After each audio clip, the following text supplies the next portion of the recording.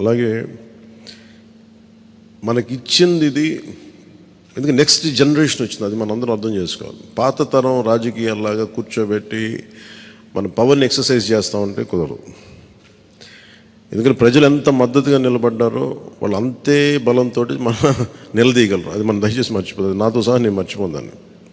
అందుకని letters B, వాళ్ళు ఒకసారి కోపంతో ఒక మాట మాట్లాడినా అసహనంతో అది మనం భరించాలి తప్ప.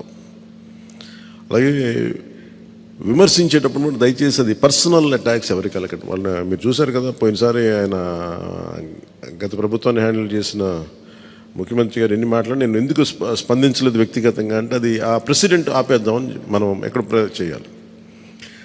అలాగే పార్టీ ఒకటి మనందరం చేయాల్సింది, ఒకటి టైమ్స్, ఒకటి పంక్చువాలిటీ, సరైన సమయానికి రావడం. మీరు కావాలంటే గంట ముందు రండి. నైట్ 1:30, 2:30 అని పడుకునేటప్పటికి.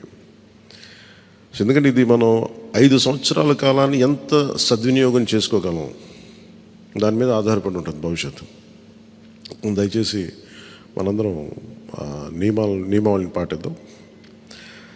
కొంత మనలో కూడా మనం వన్స్ ఇన్ ఎ వైల్ మనందరం కూర్చొని మేబీ ఓవర్ లంచ్, ఒక ఈవినింగ్ ఒక చాయ్ పే చర్చ లాగా ఏమేం చేయాలి. అలాగే మనం కూడా కొంత కలుపుగోలుతనం చూపించాలి మిగతా పార్టీలు, మన ఎన్డీఏ కానీ బీజేపీ, మన ఎన్డీఏ పార్ట్నర్స్ అందరికీ కూడా.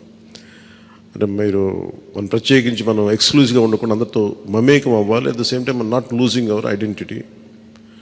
అందుకని ఇవన్నీ దృష్టిలో పెట్టుకొని ఇప్పుడు మనం ఢిల్లీలో మనం చేసినట్టుగా మన ప్రధానమంత్రి గారి పేరుని నన్ను కూడా ప్రతిపాదించినట్టుగా ఈ రోజున రాష్ట్ర ఎన్డీఏ నాయకులు మనం ఎన్నుకోవాలి.